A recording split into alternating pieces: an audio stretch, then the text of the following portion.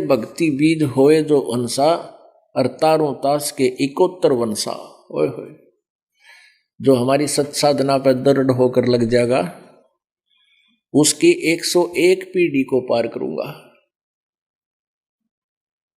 अपुणात्माओं, अब ये भक्ति स्टार्ट हुई है और इसमें 101 पीढ़ी तक, अब कितना समय बीत जाएगा, लगभग हजारों वर्ष बीत जाएंगे। तो आज आप जी ने यो बीज बो दिया भगवान की सत भक्ति का, क्योंकि आज बुद्धिमान समाज है, सब ग्रंथों को समझता है, इस ज्ञान को दृढ़ होकर ग्रहण करेगा, फिर विचलित नहीं हो सकता। चाहे यहाँ पर ब्रह्मा विष्णु महेश आकर आपसे चर्चा करें ज्ञान की, आप उनको पराजित कर दोगे, आप भ्रमित नहीं हो सकते। तो ऐसे दृढ़ भक्तों के 101 वंश पार होंगे। अपुणात्माओं, जैसे इस सत्संग में रह रहकर हम बताते रहते हैं कि जब ये चौथा युग आता है, कलयुग, और कलयुग की अब बिचली पीढ़ी होती है, तो परमात्मा ऐसी व्यवस्था करवाते हैं, स्वयं आते हैं या इस दास जैसे अपने दास को भेज देते हैं और सत भक्ति को प्रारंभ करवाते हैं। वो सभी नाम प्रदान करवा के या भक्ति शुरू कराते हैं। तो कोई 2 वर्ष 4 वर्ष 10 वर्ष, क्योंकि इसका स्वभाव है परमात्मा का, ये दुख नहीं देता, सुख ही सुख देता है। पुणात्माओं, जो सुख में पहले से भी सुखी थे और परमात्मा की 4 पूर्व जन्म के पुण्य अधिक थे, जिस कारण से इस शरण में आ जाते हैं, और वो कुछ दिन लगते भी ठीक ढंग से हैं, 1 वर्ष 2 वर्ष 4 वर्ष सत भक्ति ठीक करते हैं, फिर उनमें स्वाभाविक है कोई ना कोई कुछ दिनों में, क्योंकि ये ज्ञान सुनकर सबको याद हो जाएगा 5-4 वर्ष में, 2-3 वर्ष में, और फिर क्योंकि ये तो आखिरी सांस तक का ट्रीटमेंट है, आखिरी सांस तक ये जाप मंत्र रहनी करनी या मर्यादा रखनी पड़ेगी। तो फिर वो क्या करते हैं, बीच में गड़बड़ कर जाते हैं, धीरे धीरे वो मर्यादा तोड़ना शुरू कर देते हैं, लोक लाज में आ गए। फिर उनको कोई आपत्ति भी नहीं आती, क्योंकि पहले भी संस्कार अच्छे थे और फिर भी सत भक्ति 2-3 वर्ष उन्होंने अच्छी कर ली, तो वो पुण्यों का ढेर हो गया, इस भक्ति की कमाई का ढेर हो गया उनका। तो फिर वो धीरे धीरे दूर होते चले जाते हैं और फिर भी कोई आपत्ति नहीं आती, क्योंकि वो पुण्य चल रहे हैं। लेकिन उन्होंने तो नाश कर लिया सारे जीवन का। तो उनमें से कुछ ऐसे होते हैं जिनको सारनाम नहीं मिलता, केवल सतनाम तक वो रह जाते हैं। तो वो फिर इस काल के जाल में फंस जाते हैं, काल इनको ले जाता है। प्रथम मंत्र आप जाप करते हो, इनमें उन यहाँ के देवताओं की भी कमाई है, इनका मजदूरी है, वो धन बहुत इकट्ठा हो जाता है। जैसे ब्रह्मा विष्णु महेश गणेश और दुर्गा का जाप आपको दिया जाता है या मजदूरी दी जाती है। तो इस कमाई के आधार से आप कोई जाएगा विष्णु के लोक में, पहले ब्रह्मा के लोक में गए उस प्रथम मंत्र के जाप की कमाई से, जो ब्रह्मा के जाप की कमाई है, वहां पूंजी समाप्त की। उसके बाद विष्णु जी के लोक में वहां देवता बन जाते हैं। फिर उस मंत्र की कमाई जो आपको दी जाती है, प्रथम मंत्र में 7 मंत्र हैं, प्रथम और लास्ट वाला मंत्र आपका ये कबीर पर उस सतपुरुष की भक्ति की कमाई है। और बाकी जो बीच के मंत्र जो हैं ये इन देवताओं के जो आपको दिए हैं इनके मंत्र हैं। उसके बाद शंकर भगवान की जो मंत्र दे रखा है, उस मंत्र की कमाई भक्ति से शक्ति से आप शिवलोक में चले जाओगे, वहाँ गण बन जाओगे, वहाँ पता नहीं अच्छे अच्छे देवता बन जाओगे। फिर वहाँ पूंजी समाप्त होने के बाद गणेश के लोक में जाओगे, सिद्धियाँ हो जाएंगी, वहाँ आकाश में घूमना, सैर सपट्टे करना। फिर दुर्गा के लोक में जाओगे। उसके बाद फिर कहाँ जाओगे, सतनाम के प्रथम मंत्र ओम मंत्र के जाप से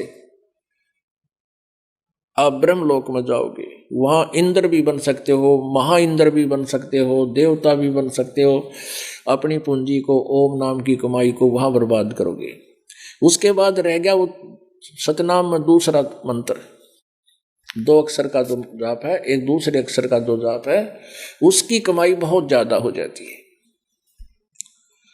उसके आधार से फिर आप वो परमात्मा से विमुख प्राणी कहाँ जाएगा। इस काल ने एक नकली सतलोक, अलखलोक, अगमलोक बना रखे हैं।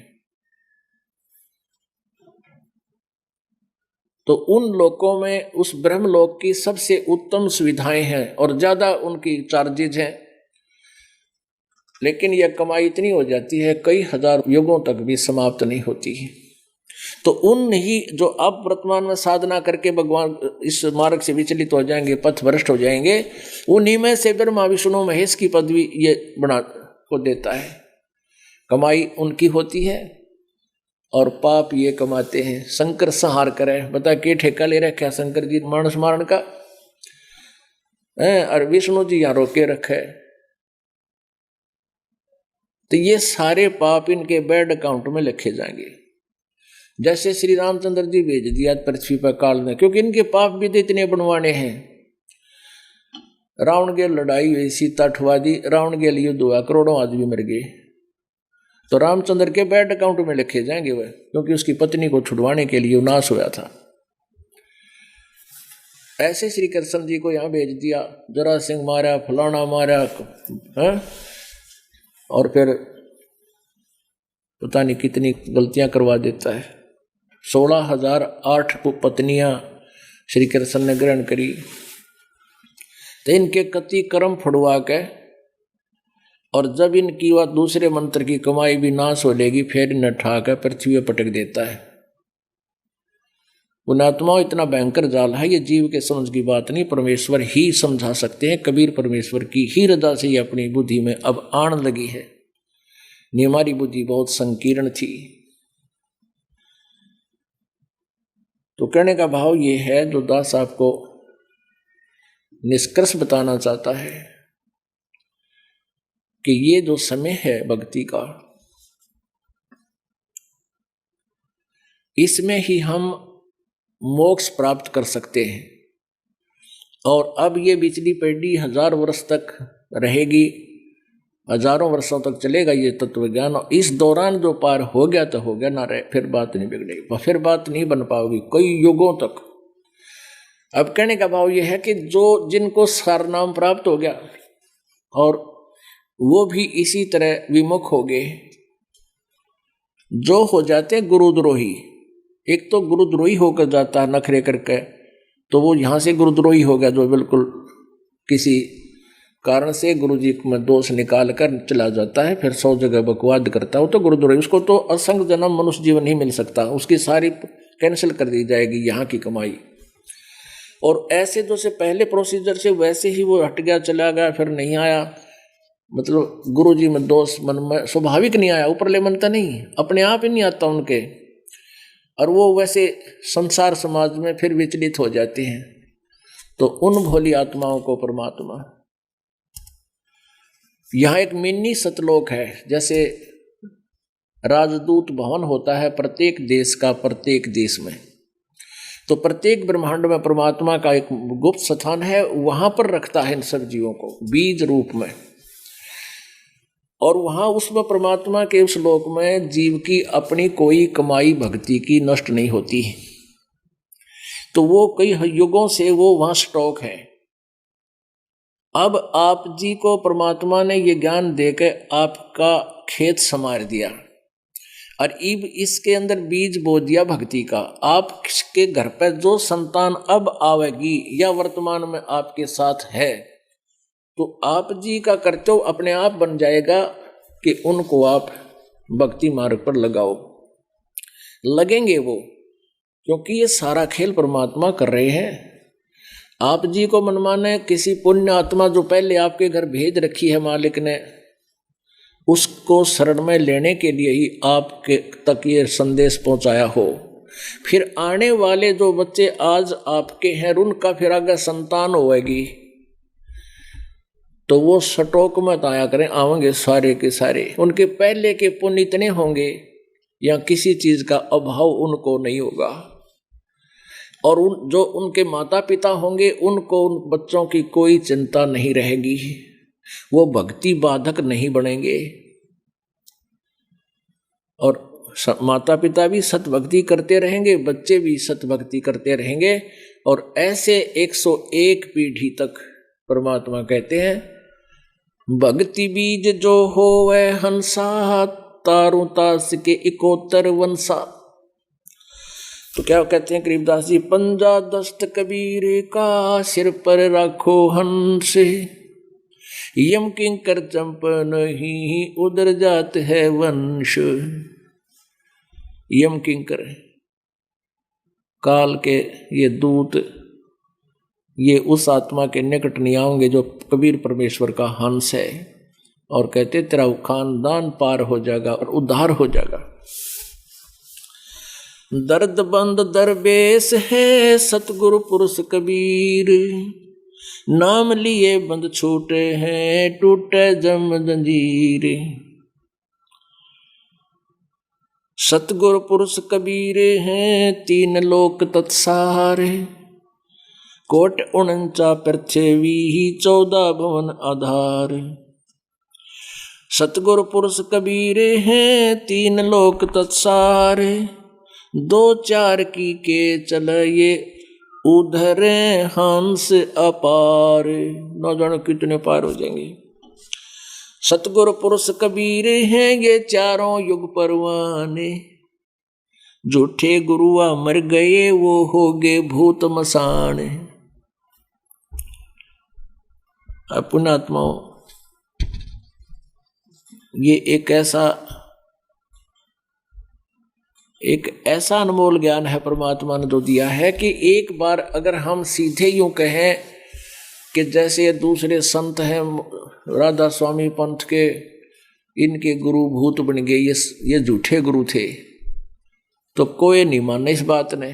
नो कहे रामपाल तो मेंटल है, सबकी आलोचना करता है, अपने आप को पता नहीं ये क्या समझता है। पुण्यात्माओं, ना तो रामपाल मेंटल है और ना अपने आप को कुछ समझता, अपने आप को दास समझता है। लेकिन इस दास को एक अनमोल खजाना मिल गया है, और मेरा परम कर्तव्य बनता है कि संत अज्ञान को हटाऊं। राधा स्वामी पंथ का परमात्मा की वाणी आपने पढ़ी है कि सतगुरु पुरुष कबीर हैं 4 युग परवान, और झूठे गुरुआ मर गए वे हो गए भूत मसान। एक राधा स्वामी पंथ के व्यक्ति श्रद्धालु से हमारे भक्त का डिस्कशन हुआ, तो वो कहने लगे कि हजूर साहब कहें ये परम धनी वो शिवदयाल जी जो फाउंडर ऑफ द राधा स्वामी पंथ है, यानी राधा स्वामी का प्रवर्तक। तो राधा स्वामी का श्रद्धालु कहने लगा कि शिवदयाल जी महाराज जो थे वो परम धनी थे, पूर्ण पुरुष थे, और उन्होंने ही सतलोक का भेद खोला, उससे पहले किसी ने नहीं खोला। तो वो भक्त कहने लगे भाई, क्या आपके परम धनी इस कलयुग से पहले किसी युग में आए का कोई प्रमाण है? वो कहने लगा ना, इससे पहले का तो कोई प्रमाण नहीं। और कबीर जी 4 युग प्रमाण है, 4 युगों में आए। सतयुग में सतसुकृत नाम से, त्रेता में मुनिंदर नाम से, द्वापर में करुणा में नाम से, और कलयुग में कबीर नाम से। तो फिर तेरे परम धनी पहले कहाँ सोए थे भाई? अगर ये परम धनी थे तो चुप हो गया, कहाँ पहले तो ना है भाई। तो यहाँ परमेश्वर की महिमा को गरीबदास जी बता रहे हैं। सतगुरु पुरुष कबीर हैं ये 4 युग परमाण, ये झूठे गुरुआ मर गए हो गए भूत मसान। राधा स्वामी पंथ के प्रवर्तक श्री शिवदयाल जी महाराज का जीवनी आपको दिखाते हैं पुण्यात्माओं। और जब तक ये आप नहीं आंखों देखोगे तो आपके इस दास के इस मौखिक वचन का असर नहीं होगा, बल्कि विरोध बन जाता है। ये देखिएगा, ये जीवन चरित्र, ये देखिएगा राधा स्वामी दयाल की दया, राधा स्वामी सहाय जीवन चरित्र, स्वामी जी महाराज लेखक लाला प्रताप सिंह सेठ उर्फ चाचा जी। ये लाला प्रताप सिंह ये शिवदयाल जी के छोटे भाई थे। प्रकाशक हैं राधा स्वामी ट्रस्ट, स्वामी बाग, आगरा। सर्वाधिकार प्रकाशक द्वारा सुरक्षित। 17वीं बार राधा स्वामी ट्रस्ट, स्वामी बाग, आगरा। मुद्रक हैं अर्पण पेडेंट्री, राधा स्वामी चैम्बर, भालेज रोड, आनंद। इतने ये स्वरूप है उस परम धनी जी का, राधा स्वामी परम पुरुष पूर्ण धनी हजूर स्वामी जी महाराज।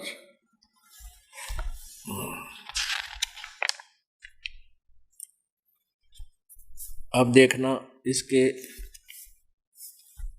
78 पृष्ठ पे आपको एक कहानी है इसकी। इनमें वो 71वां वचन ये दिखाते हैं। इन्होंने गीता की तरह इनके नंबर ला रखे हैं, श्लोकों की तरह। इतना ऑथेंटिक ज्ञान मानते हैं ये पृष्ठ नंबर 78 पे 71वां वचन। अब बुक्की जी का, जो कि शिब्बो जी की छोटी बहन थी, थोड़ा सा हाल लिखा जाता है। यह शिब्बो जी के से कुछ अरसे बाद स्वामी जी महाराज के चरणों में आई थी। जब इनको कुछ दिन सत्संग किया और वचन स्वामी जी महाराज के सुने और वे वचन हृदय में समा गए, तब इनके प्रेम की हालत अजीब थी कि जब स्वामी जी महाराज वचन या अर्थ पोथियों का करते तब इनकी आंखें सुर्ख हो जाती, अंगारा सी हो जाती थी और आंसू बराबर टपकते रहते थे। बहुत देर यानी घंटों उन वचनों का नशा बना रहता था। और जब स्वामी जी महाराज कथा से फुर्सत पाकर हुक्का पीते थे, परम धनी जी हुक्का पीते थे। कबीर जी कहते अमल आहारी आत्मा कदे न पावे पार। कथा करने के बाद जब जोटा लाया करते, रेस्ट करते फरमाते थे, तो हुक्का पिया करते थे या अभ्यास का रस लेते थे या कथा कहने को बैठते थे, तो बुक्की जी महाराज के चरणों का अंगूठा मुंह में रखे हुए घंटों चरणामृत का रस लेती रहती थी। और जब कोई मत्था टेकने के वास्ते हटाना चाहता था तो वे चरण नहीं छोड़ना चाहती थी। तब मत्था टेकने वाले से कह दिया जाता था कि तुम दूसरे चरण पर मत्था टेक लो, उस प्यासी को मत हटाओ। अपने आत्मा एक और यहाँ पर कंसेप्ट थोड़ा सा बीच में उदाहरण देते हैं। ये राधा स्वामी वाले जो श्रद्धालु हैं, ये भ्रमित कर रखे इनके परिचरों ने। वह अपनी दुकान बनाए रखने के लिए ऊट पटांग थ्योरी बना ली उन्होंने। अब हमारे भक्त उनसे चर्चा करते हैं तो पूरे गुरु, वो खुद कहते हैं राधा स्वामी वाले के पूरे गुरु से मोक्ष होता है। पूरे गुरु की पहचान क्या होती है? प्रथम पहचान तो राधा स्वामी वाले बताते हैं कि पूरा गुरु जो होता है वो चरण नहीं छुआता, मत्था नहीं टिकने देता। और दूसरा यह है कि वो पैसों का हाथ नहीं लगाता, पैसे नहीं लेता। अब पुण्यात्माओं, अब इसमें खुद प्रमाण है कि उस परम धनी शिवदयाल जी के चरण का अंगूठा व बुक्की चूसा करती, और वो शंकर रहा होता या वैसे दर्शन दे रहा होता उसमें। और उसके चरणों पर जो मत्था टेकने वाले आते श्रद्धालु, तो उनसे कहा जाता तुम दूसरे चरण पर मत्था टेक लो, इस बुक्की ने ना हटाओ। तो उनकी कहाँ तक सच्चाई है वह बात जो कहते हैं कि पूरा गुरु मत्था चरण नहीं छूने देता, तो उनके जो प्रवर्तक थे वो ही चरण छुआया करते थे। रही बात पैसे की, नो कहीं पैसे ना लेते।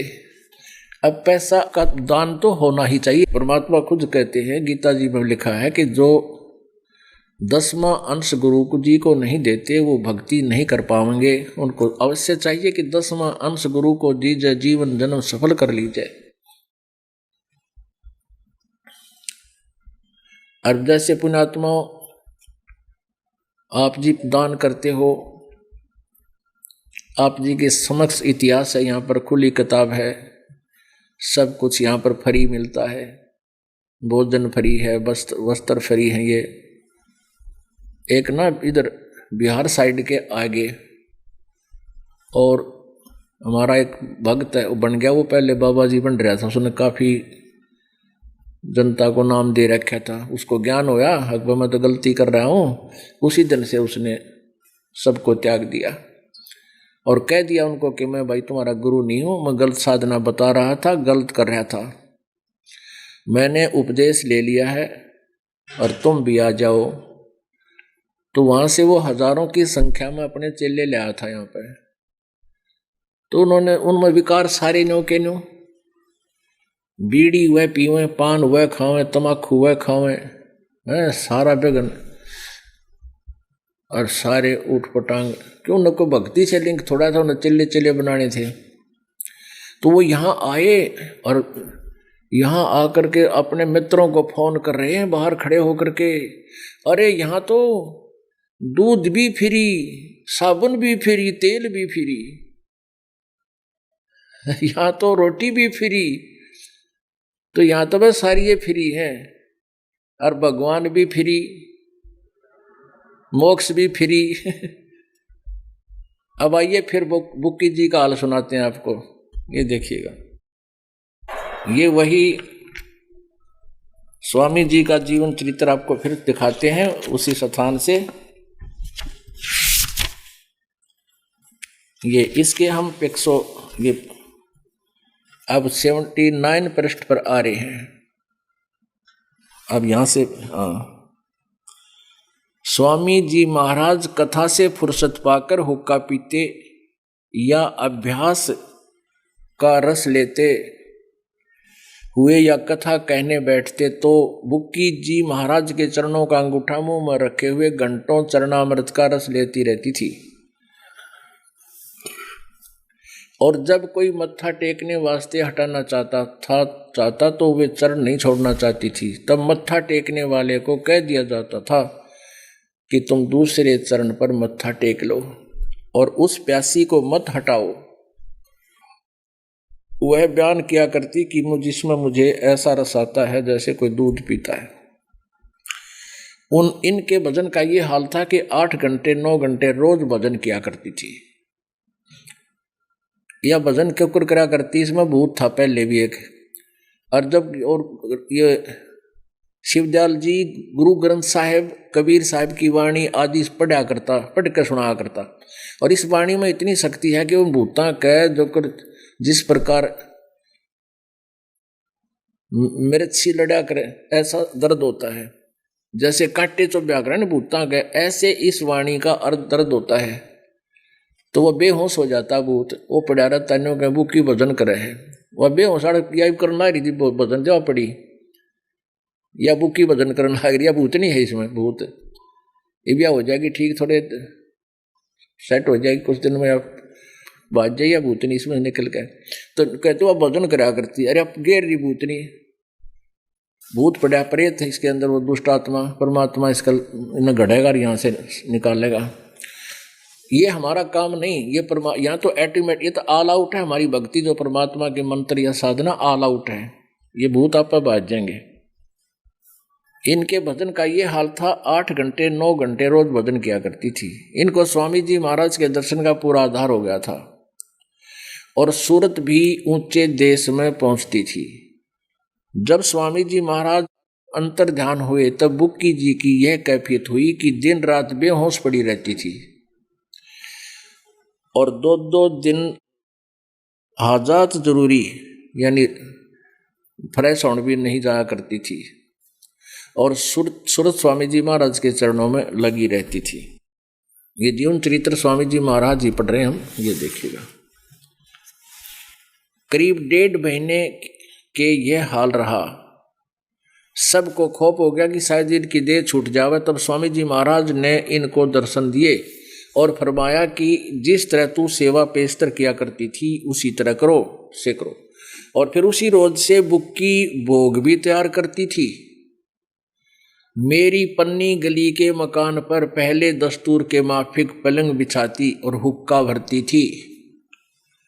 अब यो लेखक कह रहा है, वो प्रताप सिंह छोटा भाई शिवदयाल का, वो कह रहा है कि मेरे पन्नी गली वाले मकान में जैसे पहले वो वहां रहते थे शिवदयाल जी, तो उसमें पहले की तरह वो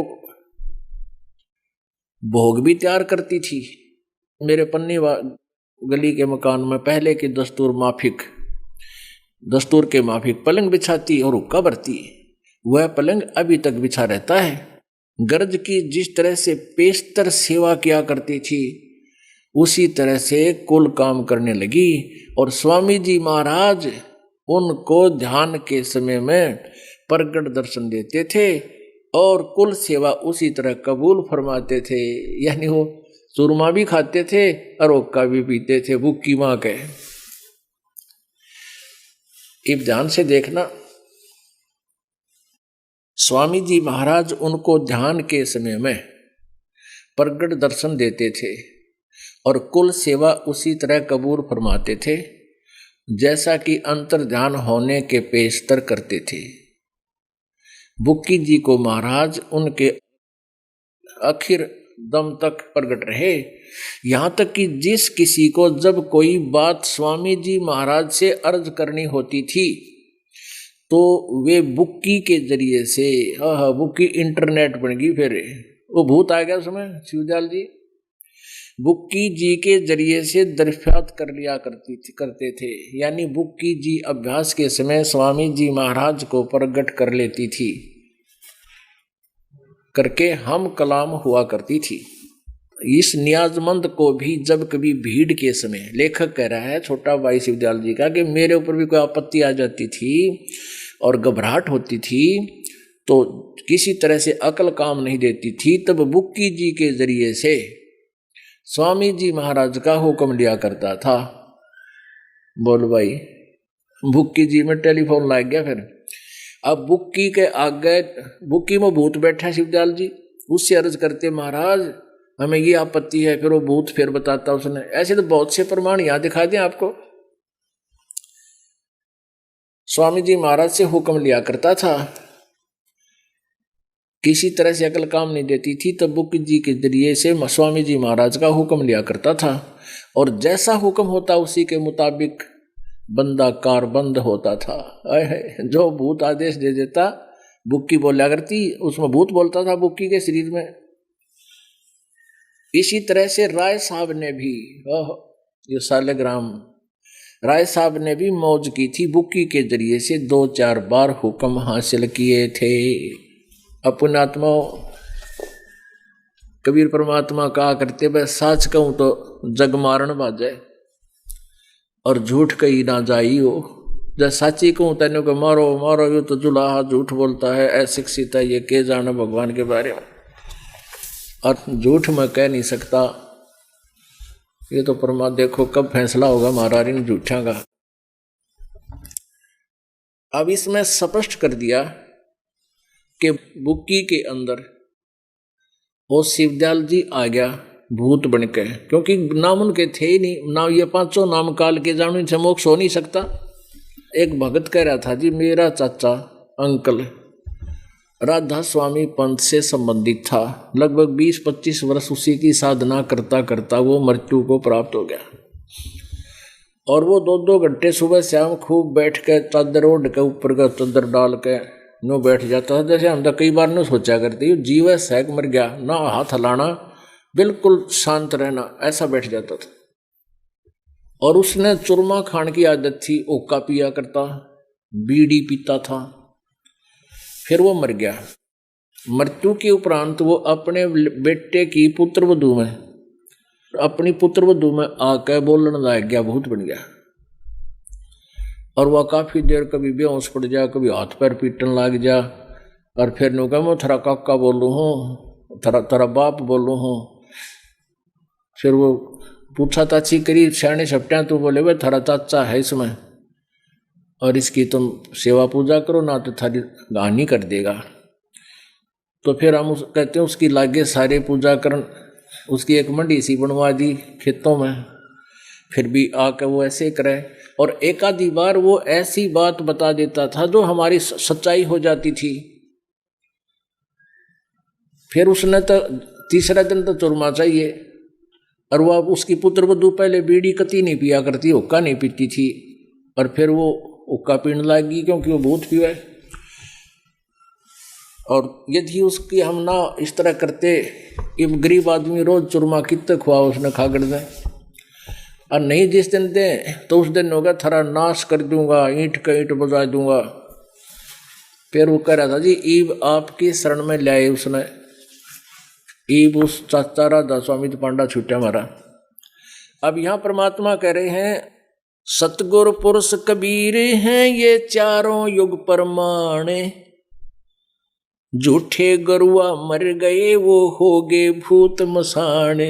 ये प्रमाण है आपके सामने, कहते हैं अथेंटिक प्रमाण। परमात्मा ने जो वचन बोल दिया वो कच्चा नहीं पा सकता, उसमें त्रुटि नहीं हो सकती, वो सटीक ज्ञान है परमात्मा का।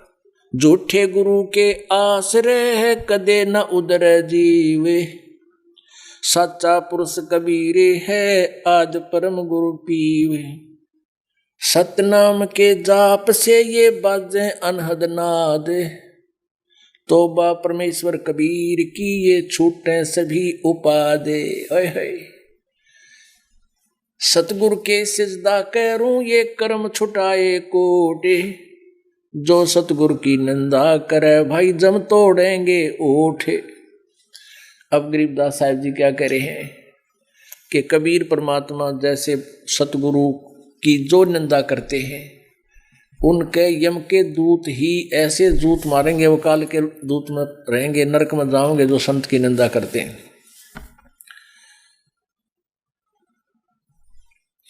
सतगुरु के सजदा करूं ये कर्म छुटाए कोटि करोड़ों पुण्यात्माओं। यहाँ पर जितने भी पुण्यात्मा परमेश्वर कबीर जी की शरण में आए हैं सभी ने बीड़ी शराब मांस तमाकू ताश खेलना जुआ खेलना चोरी जारी ठगी बकवाद ये सब त्याग दिए। अगर ऐसा जो नहीं करता है और भक्ति भी करता है तो उसको लाभ नहीं होगा, ये पहला नियम है। अब देखो आज पुण्यात्माओं हम इन त्योहारों को मनाया करते, त्योहारों को मनाते थे और क्या करते थे, घूटी सूटी लानी, पी का दारू फिर बकवाद गढ़नी, बम पटाखे छोड़ने, सारा कोरा प्रदूषण की तो आग लाग जाए। किसी एक बालक की तो आंख फूट गई, इकलौता पुत्र था, उसकी आंखों में वो बम छोड़ दिया, आंख में घुस गया, काना हो गया कति वो बालक। एक बच्चे का हाथ जल गया कति, आंगली काटनी पड़ी, आखिर में गल गया वो। एक भक्त कह रहा था, नोबेला जी यहाँ नाम लिया उसने आके, वो कह रहा था जी हमने 7 वर्ष हो गए हमने कोई त्योहार नहीं मना लिया, क्या कारण? मैंने उनसे कहा ना भाई ऐसे ऐसे नियम है। बोला जी हमारा तो उन्हीं को नहीं मनता त्योहार। क्या हो गया कि प्रत्येक वर्ष 1-2 ऐसी मौत हो जाती है कि हम त्योहार मना नहीं सकते। बताया उसने, एक बता हमारी बहन का बटेऊ मर गया, फिर ऐसे भाई मर गया, फिर नो ऐसे रिश्तेदारी में कति निकटतम चोट, फिर चाचा का लड़का मर गया। कहते हैं 7 वर्ष हो गया हमने आज तक त्योहार नहीं बना लिए। अपने आत्माओं जब बिजली गिर जाए जब तो हम त्योहार छोड़ दें क्या? फिर वो उद्देश्य वो कहाँ गए जिसके लिए तुम इतना खाड़ा करा करते? संत बताते हैं ना जाने काल की कर डारे किछ विद ढल जा पासावे। नानक साहब जी कहते हैं ना जाने काल की कर डारे किस विद ढल जा पासावे, जिनके सिर ते मौत खुड़क दी उन्हानों केड़ा हासावे। अब नानक साहब जी से पूछा करते, ए संत जी है महाराज आप ये त्योहार वगैरह नहीं मनाते, खुशी नहीं मनाते, आप खुश नहीं नजर आते। तो वो कहा करते थे कि भी अब यहाँ किस चीज पर खुशी मनावे, ना जाने काल की कर डारे किस विध ढल जा पासावे, और जिनके सिर पर मौत खुड़क दी उन्होंने केड़ा हंसावे। एक लड़के की शादी थी, पहले दिन तो डीजे बाजे नाचे सारी बान बेटी भाई सब कुछ बहुत मस्ता रहे, दारू पी और नो खिल खिल हो रहे। अगले दिन वो बरात में जाओ थे कलानौर के पास, उनकी वह गाड़ी एक्सीडेंट होगी, 6-7 मर गए और वो दूल्हा भी मर गया, ईव टक्कर मारन लग रहे। वो कहाँ गई वो डीजे। तो परमात्मा हमें याद दिलाना चाहता है कि इस गंदे लोक में खुशी मनाने की जरूरत नहीं आती, पीछा छुटाने की आवश्यकता है, अपना काम निकाल लो। आज ये होली है, होली का त्योहार है, आज ये फागुन है। आज के दिन क्या किया जाता है गांव में तो और ज्यादा ही कमाल है। एक दूसरे का कोरडे बना लेंगे, वो मारेंगे बहन बेटियां हैं, और वो उस पर रंग ठोक कर और कोई गुलाल बांदर सा मुँह करे हंडे सारे दिन।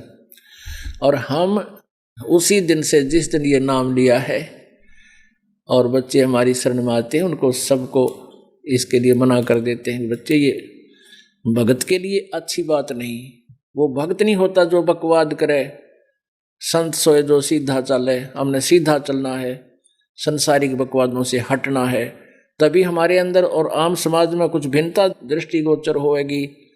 इसका बहुत अच्छा प्रभाव समाज पर धीरे धीरे पड़ेगा।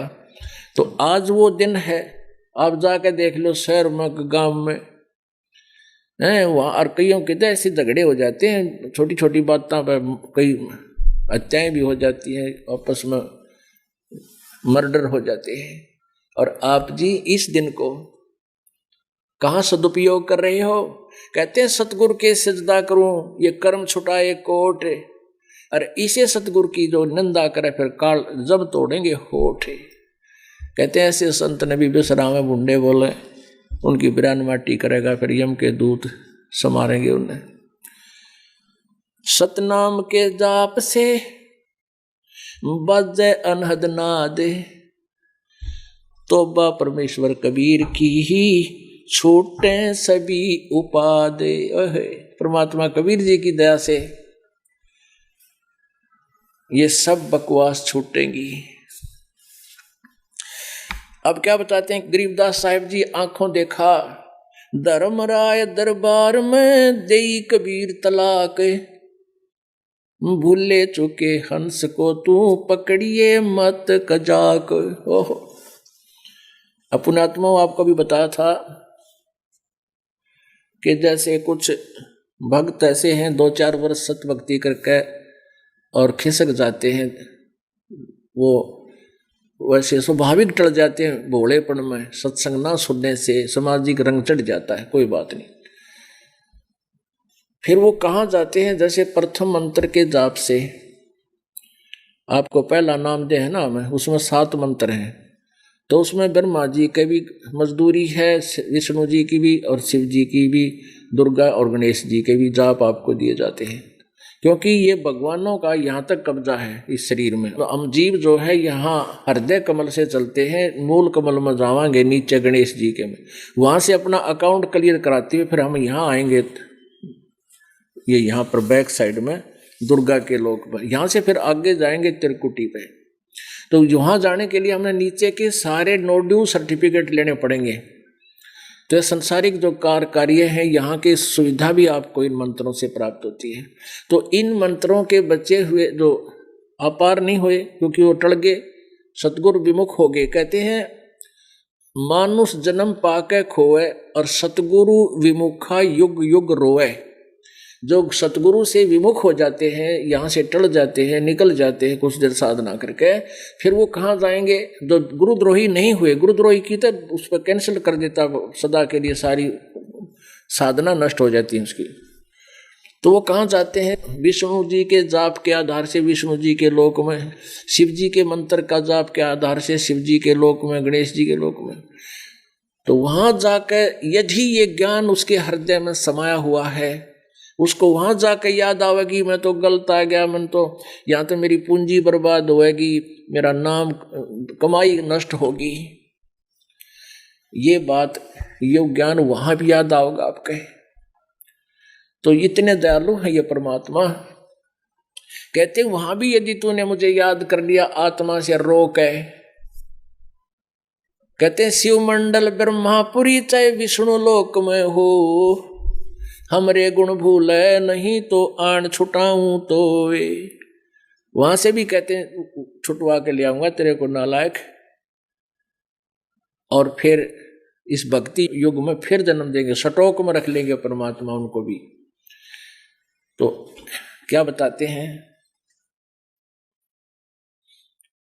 धर्मराय दरबार में देई कबीर तलाक, मेरे भूले चूके हंस को तू पकड़िए मत कजाक। ये धर्मराज के पास जाके परमात्मा वहां पहुंचे। धर्मराज कुर्सी छोड़ के, अपना तख्त छोड़कर खड़ा हो गया और परमात्मा डांट मार रहे हैं गरीबदास को ये दिखाने के लिए कदे मैं तो निरा बाबा जी लगता हूं। अब क्योंकि आँखें देख ले आदमी जब दर्द हो करे तो भाई और बात है तो फिर उसकी तभी गुण गाए जाते हैं।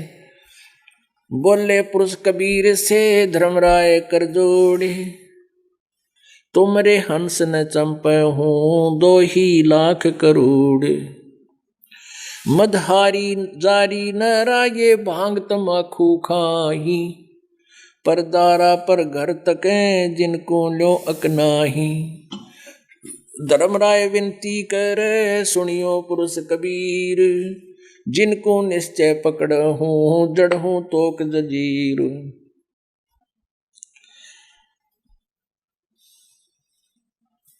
अब क्या है कि वहां कबीर परमेश्वर ने कहा उस धर्मराज को,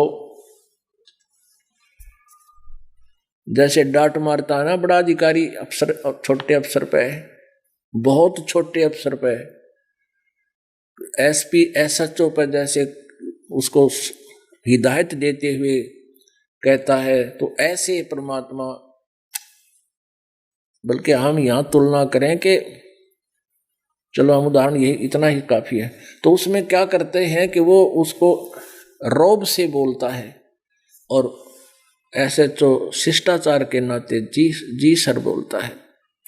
तो ऐसे कबीर परमात्मा जी वो पूर्ण ब्रह्म धर्मराज को कह रहा है, धर्मराय दरबार में देई कबीर तलाक, यानी वहां पर उसको धिक्कारा, डांट मारी।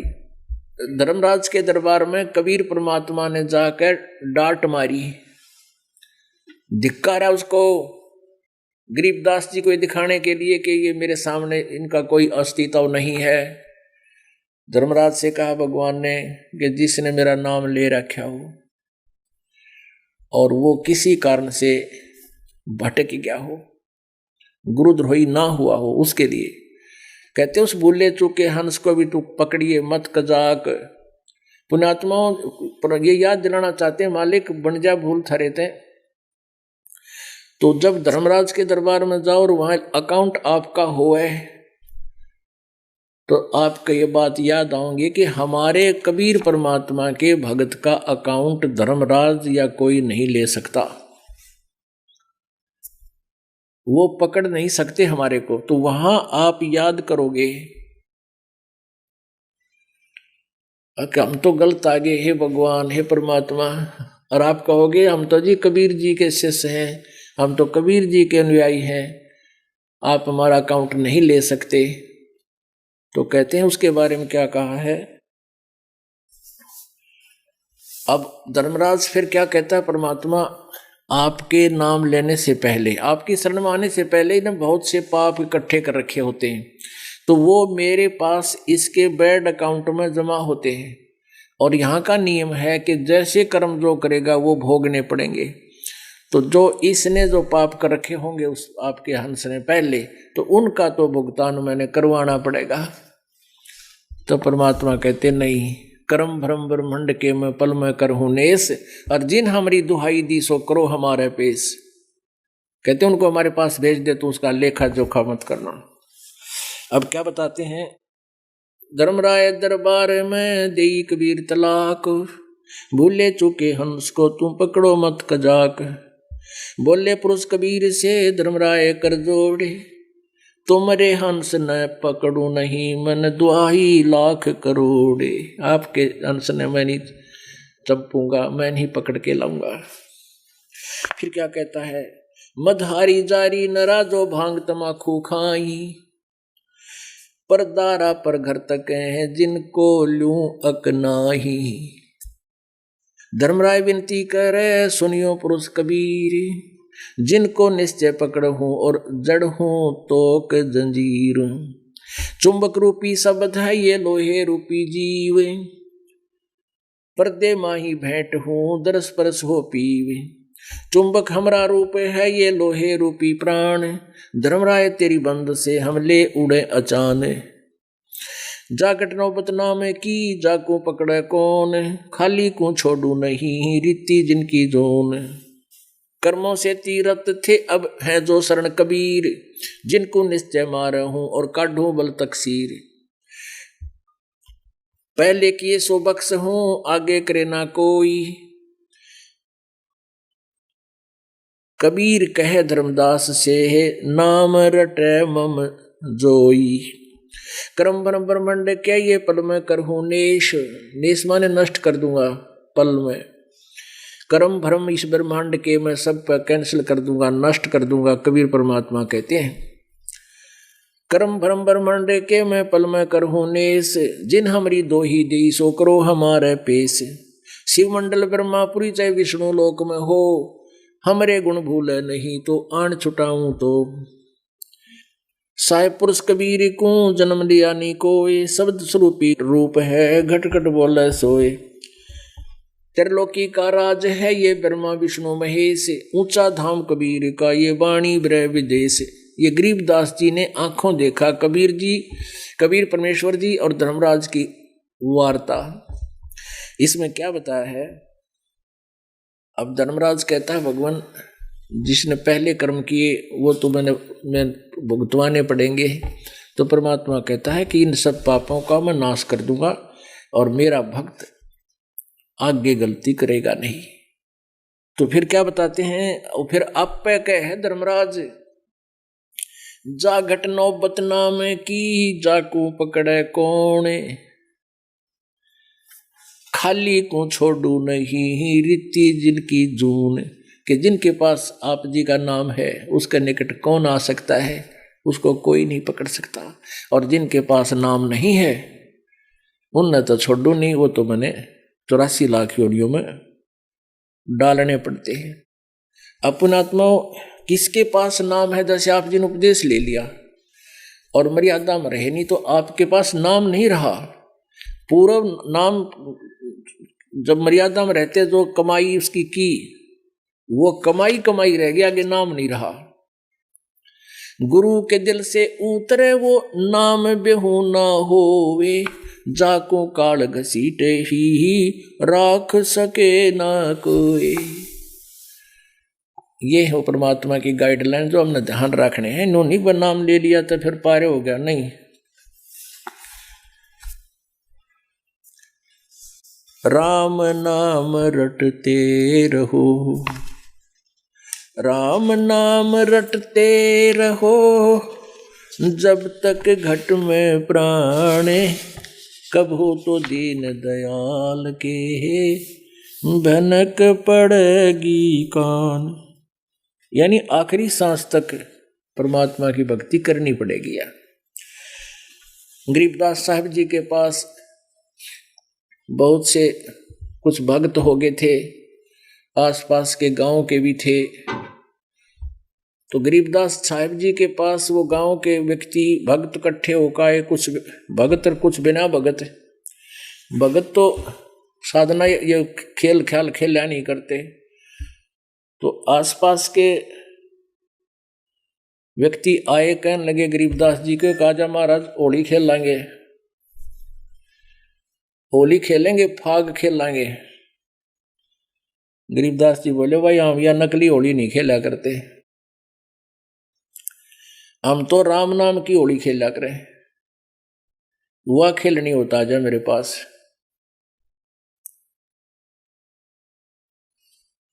तो क्या बताने लगे? मन राजा खेलन चला रंग होरी हो, पर पटन स्थान राम रंग होरी हो। होरी माने खुशी। हम तो ये हमारा जो मन है, अपने मन राजा को हम ऊपर होली खिलाते हैं, ऊपर के लोक में ले जाते हैं, वहाँ की होली से इसको परिचित करा दिया ऊपर के सुख से। अब यहाँ की नकली होली हम नहीं खेले। सतगुरु के सजदा करूं ये कर्म छुटाए कोटे, जो सतगुरु की निंदा करे फिर जम तोड़ेंगे ओठे। अब गरीबदास जी कहते हैं हम ये कर्म नहीं करा करते, ये इस तरह की बकवाद, हमने सतगुरु पूर्ण मिल गए और अब हम उनकी मर्यादा में रहकर अपनी क्रियाएं सुचारू कर रहे हैं। मन राजा खेलन चला रंग होरी हो, पर पट्टन अस्थान राम रंग होरी हो। चंद सूर की गम नहीं रंग होरी हो, नहीं जमी आसमान राम रंग होरी हो। परवीना प्रकाशिया रंग होरी हो, झिलमिल नूर जहूर राम रंग होरी हो। हम तो अपने उस मालिक के साथ होली खेलते हैं जिसका इतना सुंदर स्वरूप है। झिलमिल नूर जहूर राम रंग होरी हो। पुष्पों की वर्षा लगी रंग होरी हो, वहां बाजे अनहद तूर राम रंग होरी हो।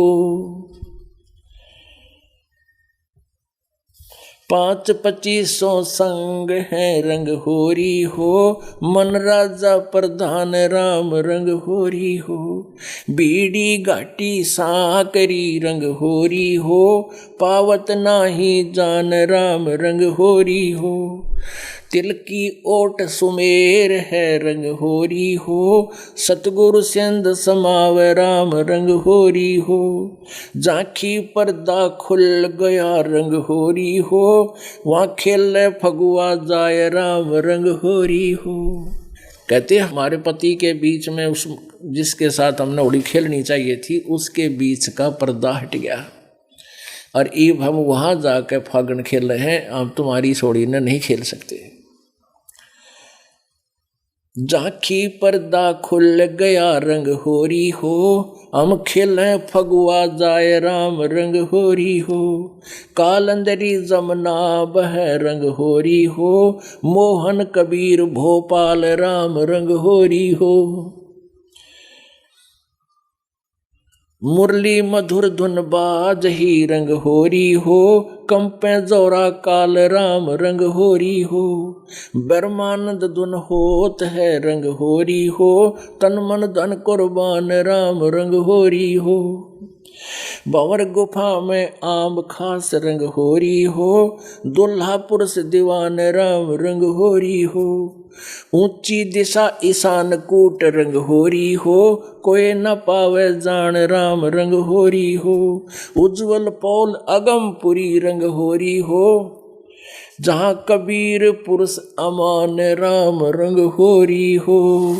सुख सागर की लहर है रंग होरी हो, उठे अनंत तरंग राम रंग होरी हो। पलकों डोर हिलाई ये रंग होरी हो, ठाकुर का चैंडोल राम रंग होरी हो।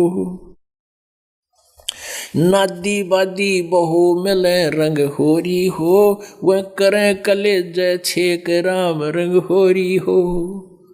गरीबदास साहिब कह रहे हैं कि हम जो सतमार्ग पर लग रहे हैं इसमें वाद विवाद करने वाले बहुत मिलेंगे और इसी बेहुदी बात कह देंगे नु कालजे में छेक कर जा मारे, लेकिन हम उनकी बातों में आवा को जा। इसलिए हम इस नकली रंग में नहीं रंगना चाहते। नादी बादी बहुत मिले रंग होरी हो, वो करें कलेज छेक राम रंग होरी हो। ऐसा कोई ना मिले रंग होरी हो, ताहे लखे उर्द्रेख राम रंग होरी हो। सिंगल दीप की पद्मनी रंग होरी हो, मन ना चाहे ताही राम रंग होरी हो।